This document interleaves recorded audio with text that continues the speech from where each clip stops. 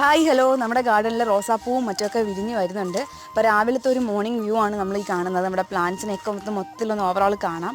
ഇപ്പോൾ ഗ്രൗണ്ട് ഓർക്കിഡ്സിൻ്റെ കളക്ഷനാണ് എൻ്റെ കയ്യിലുള്ള. അപ്പോൾ ഗ്രൗണ്ട് ഓർക്കിഡ്സൊക്കെ അത്യാവശ്യം നല്ല രീതിക്ക് ഫ്ലവറിങ് ആയിട്ടുണ്ട്.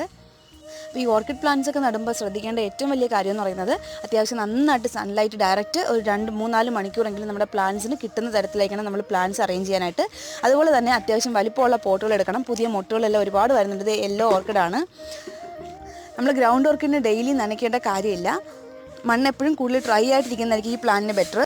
അതുപോലെ തന്നെ പല കളർ ഗ്രൗണ്ട് ഓർക്കിഡ്സ് ഒരുമിച്ച് വയ്ക്കുകയാണെങ്കിൽ കൂടുതൽ ഭംഗിയായിരിക്കും കാണാനായിട്ട്. ഇവിടെ 3-4 കളർ നമ്മൾ ഒരുമിച്ചാണ് വെച്ചേക്കുന്നത്. അപ്പോൾ ഒരുമിച്ച് ഇങ്ങനെ പൂത്ത് നിൽക്കുമ്പോൾ നല്ല രസമാണ് കാണാനായിട്ട്.